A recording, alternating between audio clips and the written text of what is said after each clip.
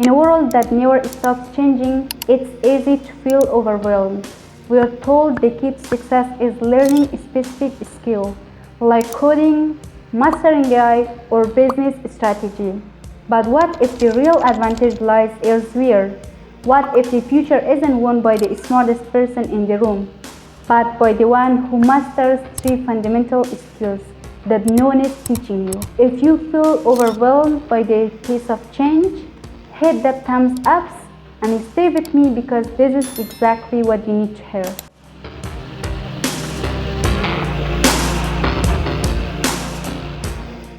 In the name of the kind and merciful Allah, hello everyone and welcome back to the channel.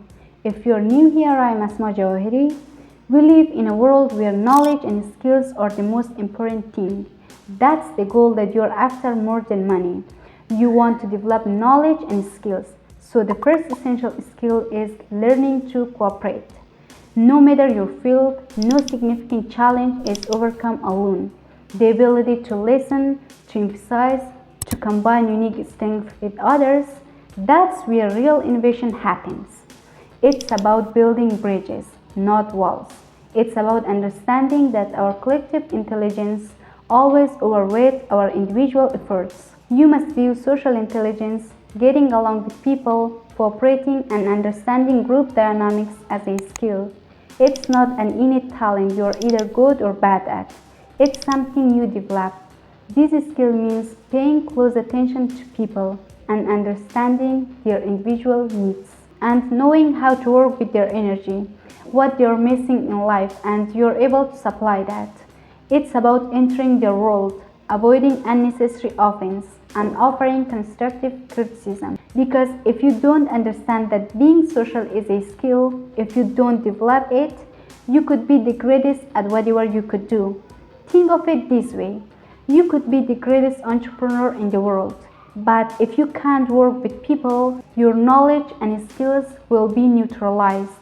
Talent is irrelevant if you're constantly clashing with your team. And when you look at social as a skill, developing these skills requires you to spend time with people, putting away your phone, leaving your office, and stepping away from virtual world. Interact more. If you find yourself alone often, you must force yourself to get out, to clubs, restaurants, or anywhere you can engage with others. It's the only way to become truly social. So developing social skill is incredibly important. The second one is cultivate a relentless love of learning. Yesterday's answer will not solve tomorrow's problem. The world is an open book, and every new piece of information, every new skill, every new perspective is a tool in your arsenal. Embrace curiosity and seek out new information, and understand that education is not a destination, it's a long life journey.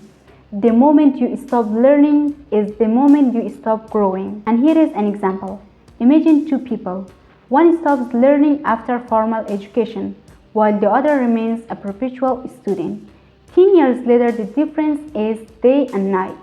One is stuck, the other one is unstoppable. If you don't find learning exciting things in the world, then I think you will never reach your full potential. Everything else will fall apart. But it has to be something that excites you. The key is to follow your genuine interest. For instance, if you like literature, learning algebra might feel like a chore, but learning French to read classic novels will feel thrilling. That natural love that you have will come out. That natural motivation is what fuels a true love of learning. Finally, and perhaps most crucially, is the practice of patience. In our instant gratification world, we forget that greatest achievements rarely happen overnight. Big ideas take time to mature. Complex problems take time to unravel. And meaningful relationships take time to build. Patience isn't passive waiting. It's active persistence, a quiet determination to keep going, even when the path is long and the process is slow. It's trusting the process. Many of us nowadays are really impatient.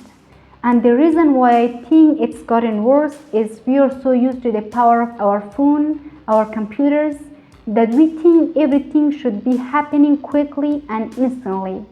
If we have to wait 6 seconds to get a piece of information on the internet, We think, oh, it takes so long to download. Whereas 30 years ago, you would have to go to library, you would have to spend time to do it. You learned how to develop patience.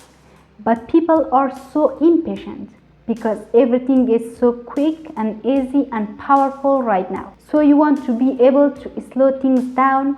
You must learn to slow down. Embrace the idea that mastering something might take an hour, a month, or even years. We actually have to embrace the pain that's involved.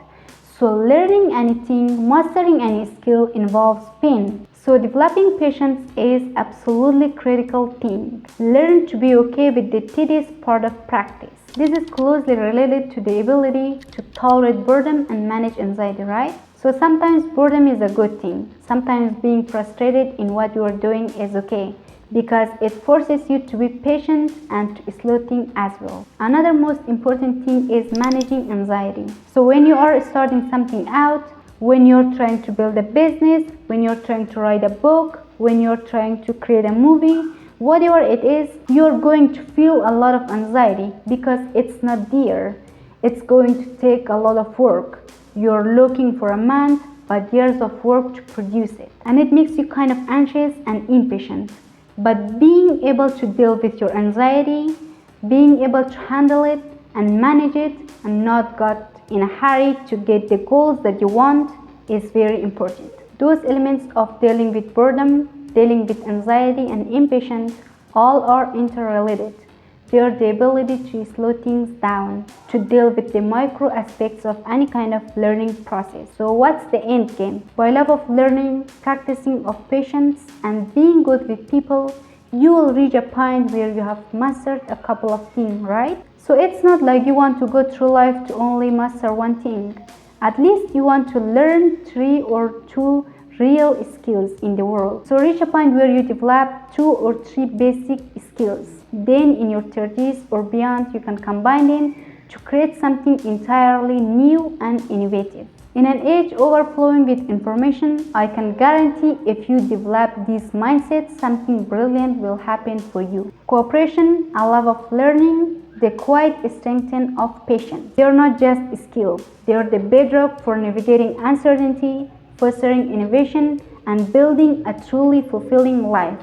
Embrace them and watch yourself try. If you found this video helpful, smash that like button and subscribe to the channel. I will see you in the next one.